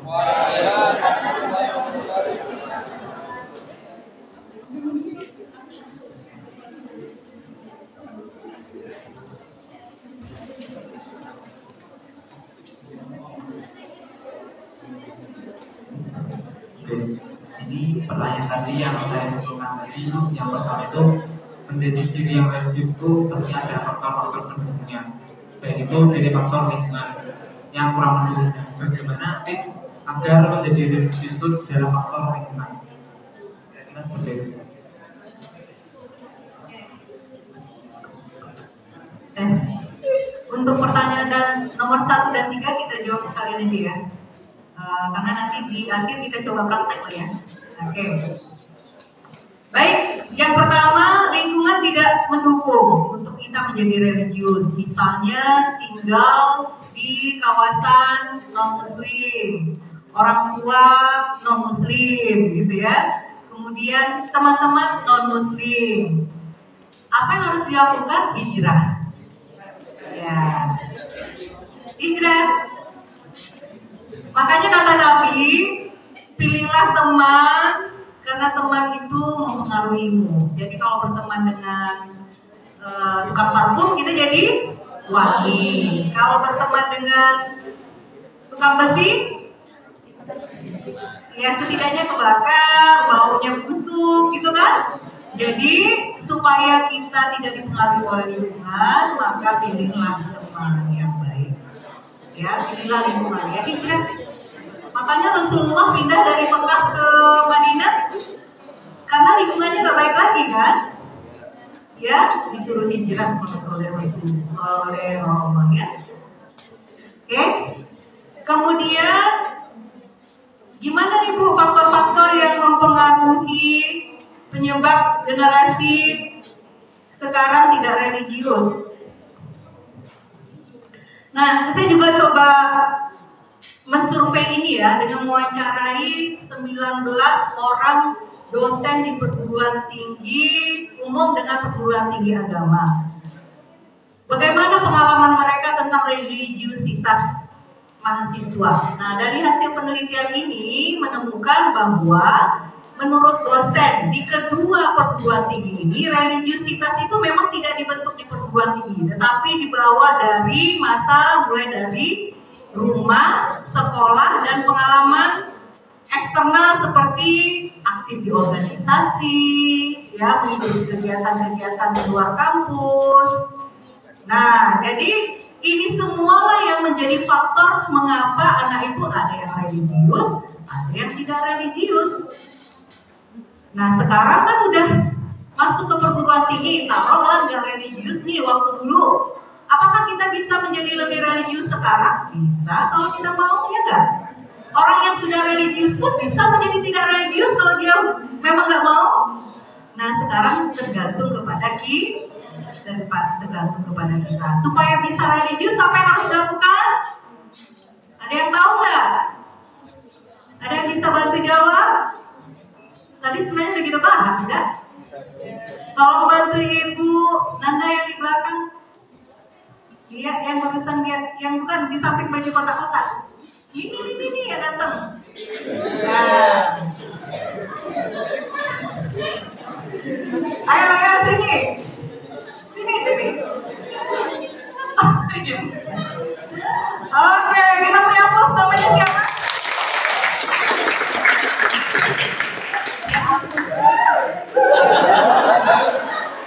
Perkenalkan nama saya Rizky dari Beda. Sholat sholat ibadah itu otomatis buat kita menjadi religi.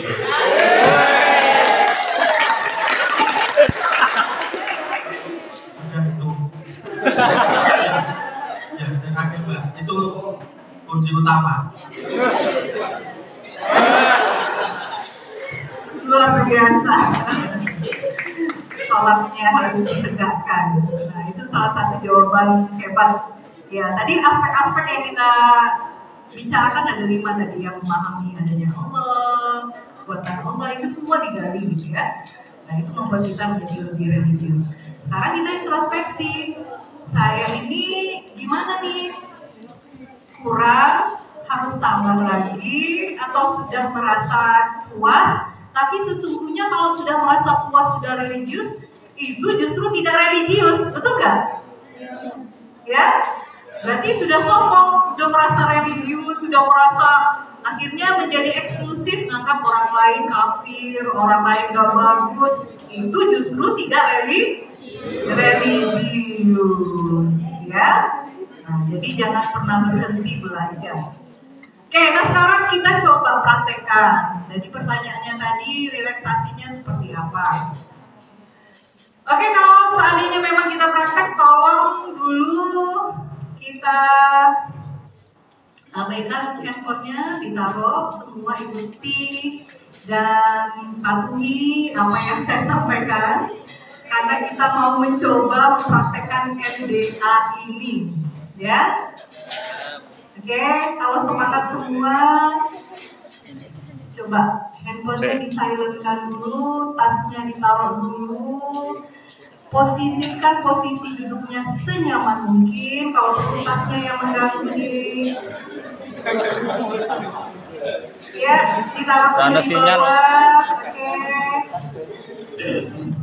Sinyalnya. Nah, saya minta cari senyaman mungkin posisi duduk, mungkin bisa. Nah, oke. Karena keterbatasan kursi, oke, mau duduk di belakang itu lebih bagus. Nah,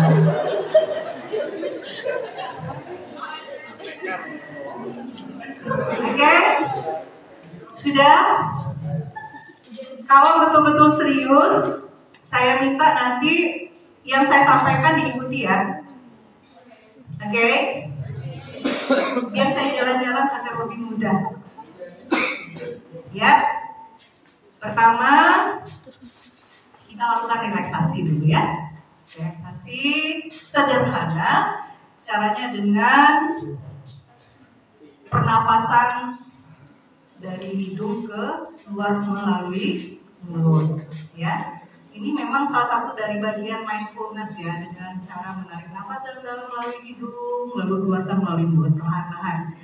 Nanti ketika mengeluarkan nafas melalui mulut, rasakan beban di bagian dada, pundak yang berat, kaki yang rasanya sesak, itu keluar melalui mulut. Sehingga ketika mengeluarkan udara melalui mulut itu terasa, ya, rasanya lega gitu ya.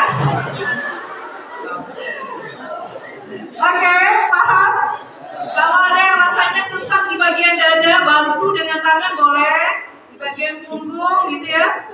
Oke, tarik nafas dalam-dalam melalui hidung, tahan, keluarkan pelan-pelan melalui mulut.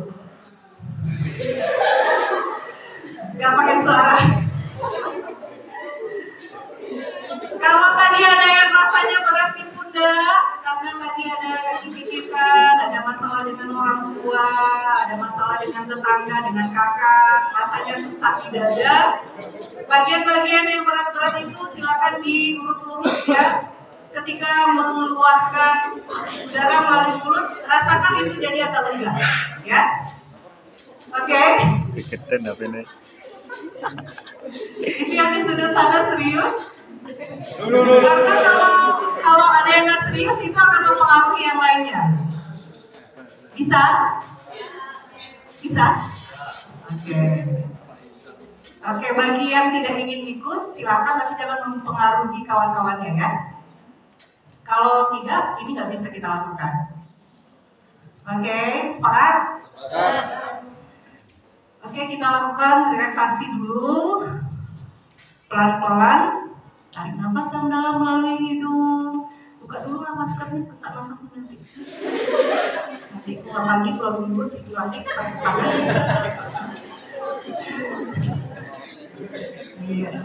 Oke. Oke.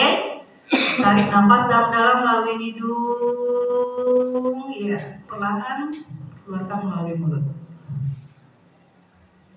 Sekali lagi manfaatkan kesempatan ini untuk merilekskan kondisi badan yang tadinya mungkin rasanya banyak masalah, tegang, banyak pikiran, ya. Oke, tarik nafas dalam-dalam melalui hidung, tahan, keluarkan melalui mulut. Oke, sekarang kita coba sambil menutup mata ya. Sambil menutup mata, posisikan dalam keadaan rileks. Oke, tutup matanya. Oke, tarik nafas dalam-dalam melalui hidung, keluarkan pelan-pelan melalui mulut. Oke, sekarang kita serius. Semua mari membaca basmalah. Bismillahirrahmanirrahim. Semoga Allah memberkahi apa yang kita lakukan dan mengurangi beban yang Ananda rasakan. Tarik nafas dalam melalui hidung, tahan, keluarkan melalui mulut. Oke. Dalam kondisi yang rileks, tenang, semua dengarkan apa yang saya sampaikan dan ikuti instruksi saya. Dalam keadaan yang rileks, tarik nafas dalam melalui hidung. Iya, pelan-pelan keluarkan melalui mulut. Oke, sekarang saya ingin bawa kalian semua ke satu tempat yang sangat indah. Bayangkan dalam keadaan yang sangat rileks, tenang, mata ditutup. Kita berjalan ke satu tempat. Tarik nafas dalam-dalam melalui hidung. Iya, pelan-pelan keluarkan melalui mulut.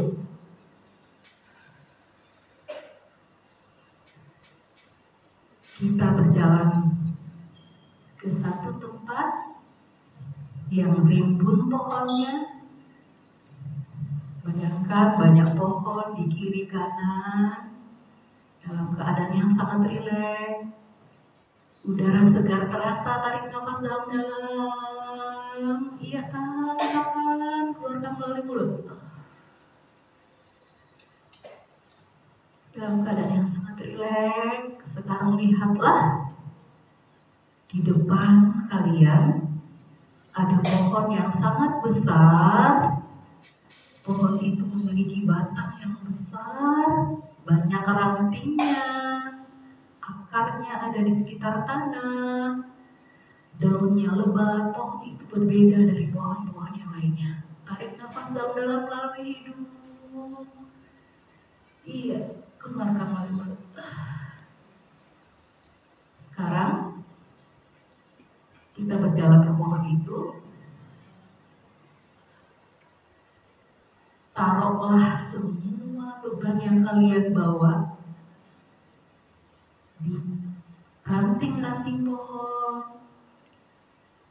Semua masalah yang kalian pikirkan, semua masalah yang kalian rasakan, semua pikiran-pikiran yang mengganggu, letakkanlah di pohon itu. Sangkutkan di rantingnya, tinggalkan di sekitar batangnya.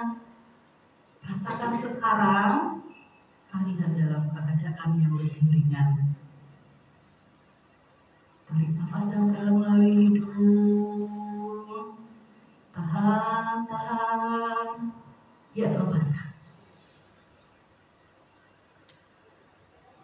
Oke. Sekarang semua beban sudah ditinggalkan di pohon itu. Kalian merasa rileks. Apa yang difikirkan, apa yang kalian rasakan mengganggu, tinggalkan di pohon besar itu, tinggalkan saja. Sekarang ayo kita jalan dalam keadaan yang lebih ringan, lebih lapang. Tarik nafas dalam melalui hidung. Oke, keluarkan melalui mulut. Sekarang kita beralih, mari kita lanjutkan perjalanan. Saya akan bawa kalian ke satu pemandangan yang indah di pinggir pantai. Rasakan angin semilir. Bayangkan sekarang kalian ada di pinggir pantai. Rasakan angin semilir bertiup. Lihatlah pasir putih. Riak-riak air pantai mengenai kaki kalian. Indah sekali pemandangannya. Tarik nafas dalam-dalam melalui hidung. Iya, bagus. Tahan, keluarkan melalui. Suasananya sangat indah. Ada pohon kelapa, daunnya ditiup angin. Dan lihatlah di pemandangan yang indah itu ternyata ada orang-orang yang kalian cintai. Ada ayah, ada ibu, ada adik-adik.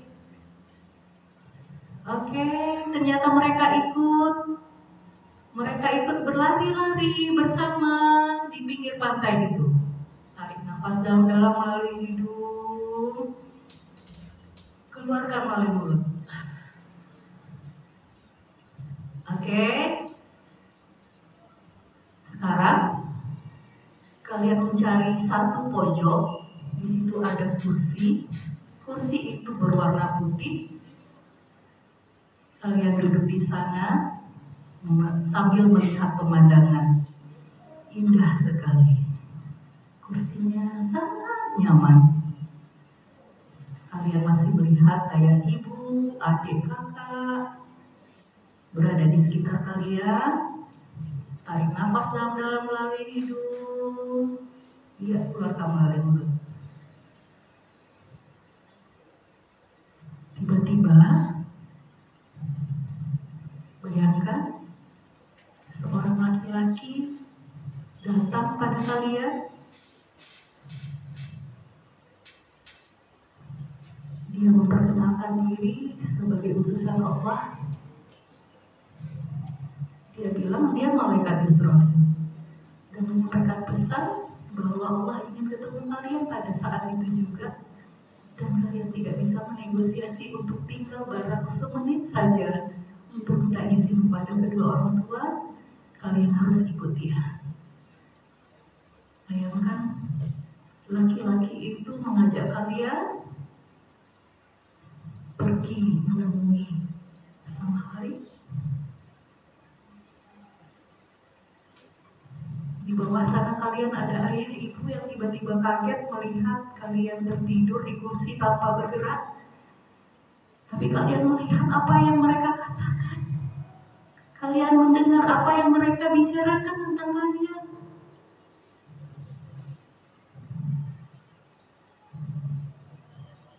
Kalian ikut dengan laki-laki perkasa yang berkata bahwa ingin mengajak kalian untuk menemui sang Halik tadi, dan kalian sedang berada di atas melihat suasana yang terjadi di bawah sana. Kalian dengar apa yang dikatakan oleh orang tua, adik, orang-orang tersayang. Tarik nafas dalam-dalam melalui hidung. Ya, keluarkan melalui mulut. Belum sampai perjalanan, laki-laki perkasa itu mengatakan, berita bahagia bahwa perjalanan ini di-cancel. Kalian akan dikembalikan kepada suasana pertama sebelum keberangkatan.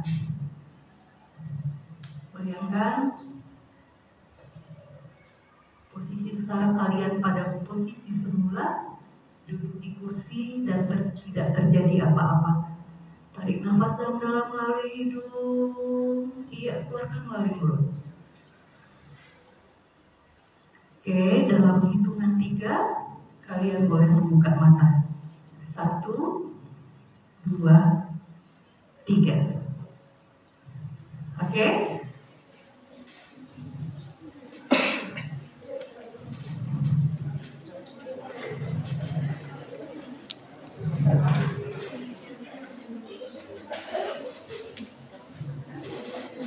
Ada yang mau menceritakan pengalaman apa yang dirasakan tadi? Tadi saya memperhatikan ada yang mengikuti dengan serius, ada yang gagal fokus, ya. Silakan. Apa pengalaman yang dirasakan? Ada yang di belakang kameramen? Saya. Iya. Oke. Mic-nya?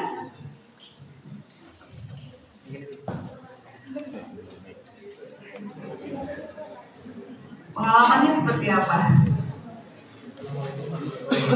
Waalaikumsalam.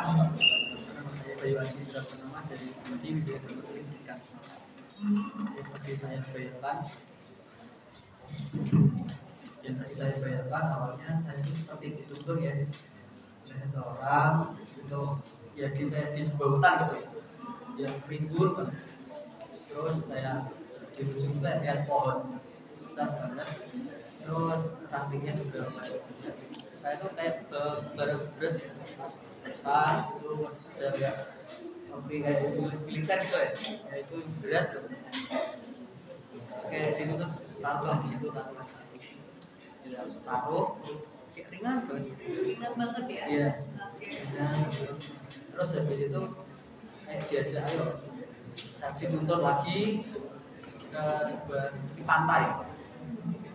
Itu kayak bayangin kayak sunset gitu, sore gitu. Terus jalan sepoi-sepoi gitu. Nah, dan juga kayak ada teriak.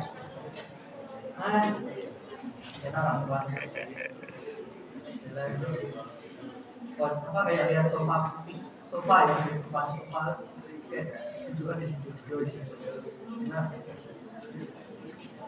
tiba-tiba kayak ada ya itu benar kayak ada laki-laki gitu datang, ayo kamu dari waktunya apa ya, tiba-tiba ditarik terus kayak masuk apa jalan ke arah lautnya. Beda angkat sendiri, kayak angkat sendiri biasanya. Yang bawah harus masuk kayak di apa sebelah sofa gitu kan kamu lihat. Gimana gitu rasanya ya? Jadi gitu terus orang itu bilang apa perjalanannya kayak jadi beneran rasanya alhamdulillah kayak turun lagi pas dan nafas itu pas ya pas itu kayak oh di sini dan di sini lagi. Terima kasih. Oke, terus yang terasa setelah itu jadi bagaimana? Ringan banget, apalagi saat membayangkan melihat pohon itu ya, itu kayak belakang itu kayak enteng banget sekarang, terus kepala juga kayak baru lepas ban berat gitu. Oke. Ya, yang di belakang. Iya, barusan. Ya.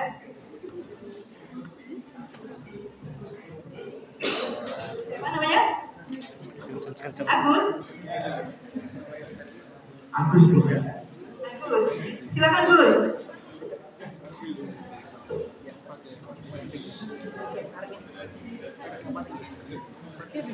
Ayo.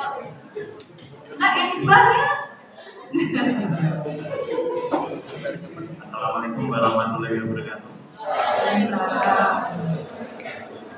Ya, tadi saya merasakan sebuah ketenangan.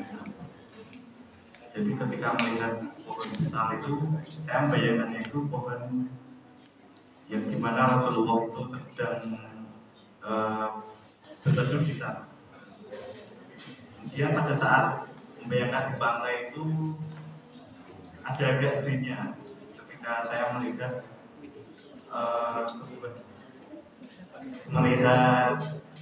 ada orang tua saya itu sedang membangunkan saya pada saat saya itu diangkat oleh malaikat. Nah, saya merasa sedih. Terus setelahnya saya merasakan sebuah rasa introspeksi bagi saya agar kedepannya lebih menjadi pribadi yang baik lah. Alhamdulillah, karena dikasih kesempatan hidup lagi gitu ya? Iya, betul sekali. Oh, luar biasa. Coba pilih ibu-ibu satu, cewek satu. Yang mana?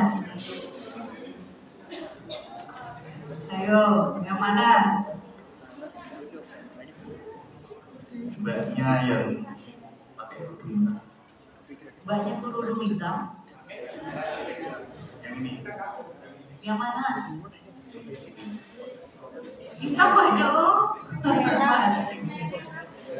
Yang merah. Oh, mbak yang baju yang di luarnya merah, kerudung merah. Di depan juga merah. Oh iya, oke, Mbak. Gimana Mbak? Apa yang dirasakan?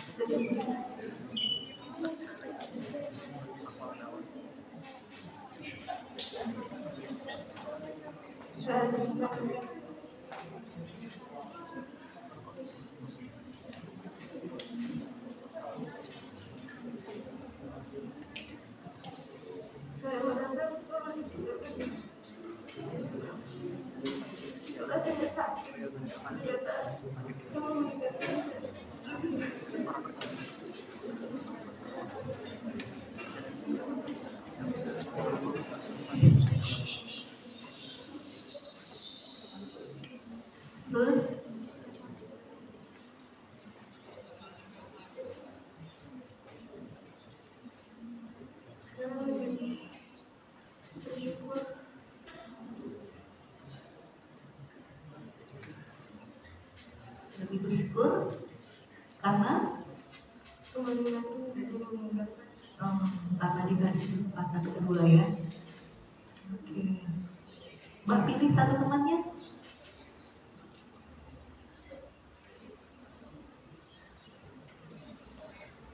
Ya Mbak. Terserah maunya yang mana? Mau cowok apa mau cewek?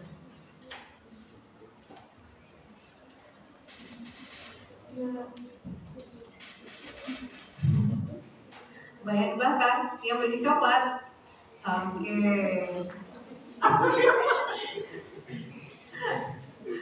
Ayo. Ayo kita sharing. Nah jadi kan proses konselingnya nanti dibahas seperti ini. Apa tadi yang dirasakan, apa tadi yang dilihat, lalu pengennya seperti apa ketika dikasih kesempatan yang kedua kali. Ya, oke, silakan Mbak. Assalamualaikum warahmatullahi wabarakatuh. Waalaikumsalam warahmatullahi wabarakatuh. Yang saya rasakan lebih rileks, tenang, itu.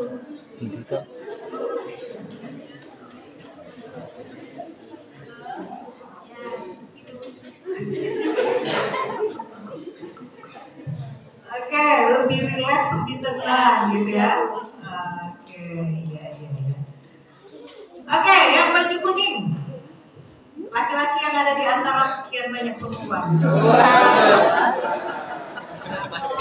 Iya, betul. Hah? Oh, nggak ngikuti. Nah, itu perlu dijelaskan. Kenapa nggak mengikuti? Padahal tadi duduk di situ kan. Nah, ini kan mungkin aja nanti ada kliennya yang nggak bisa mengikuti kan. Kita perlu tahu nih ceritanya ngapain nggak ngikutin.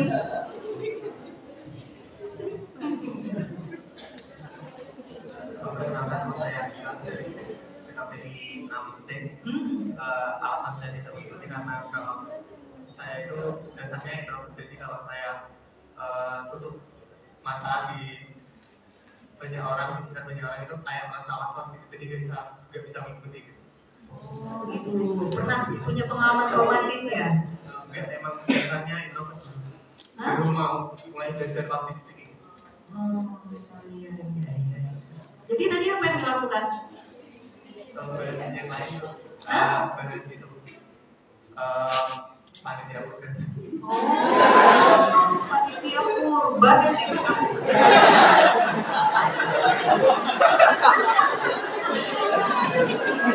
Jadi alasannya karena takut kalau tutup mata nanti.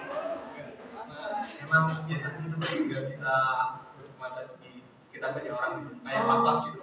Was-was mau diapain? Nggak tahu. Pernah punya pengalaman nggak? Waktu itu pernah tutup mata terus diapa-apain sama orang bukan? Nggak pernah. Terus kejadiannya apa? Kok bisa gitu? Emang kita kan kayak kontenan sama orang banyak itu berjutaan. Baru mulai belajar di SMK dulu sampai sekarang. Tapi sekarang kok bisa berani ngomong dengan kami? Ya mungkin sih. Oke. Nah ini perlu latihan ya. Oke, moderator udah kode-kode nih kayaknya.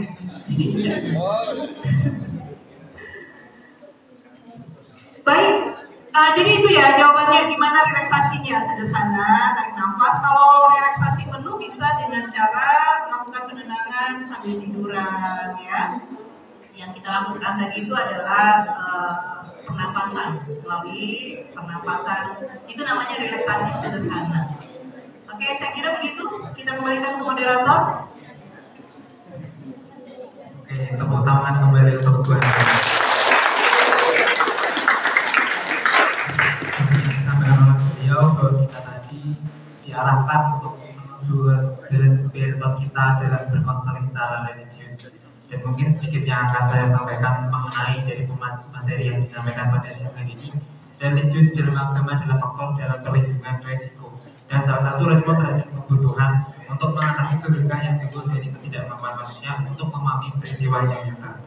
Dan quotes terakhir yang ingin saya sampaikan dari yang kedua kelas tadi, menjadi religius kompetensi berbeda yang kompetitif pada diri mahasiswa PKPTKIN. Mungkin cukup sekian yang sudah kami sampaikan. Apabila ada kekurangan tutur kata, saya mohon maaf sebesar-besarnya. Wassalamualaikum warahmatullahi wabarakatuh.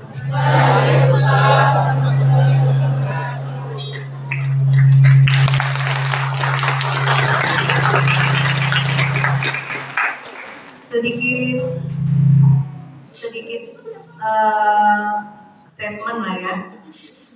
Saya berharap apa yang kita lakukan tadi menjadi nilai ibadah bagi kita, ya. Saya berharap yang dirasakan tadi tidak hanya tinggal di sini, tetapi betul-betul diimplementasikan, ada keinginan untuk menjadi lebih baik, ya. Karena bagaimanapun tadi dari Al-As tadi ya, setiap kita merugi kecuali orang-orang yang beriman dan saling mengingatkan untuk kebaikan dan saling mengingatkan untuk kesabaran. Nah, jadi misi kita adalah sekalian dakwah.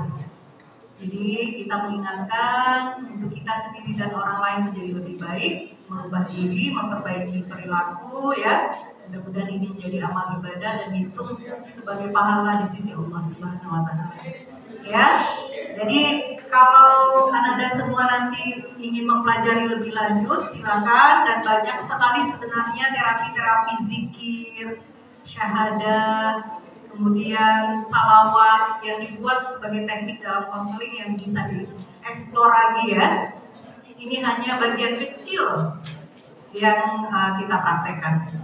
Baik, terima kasih. Assalamualaikum warahmatullahi wabarakatuh.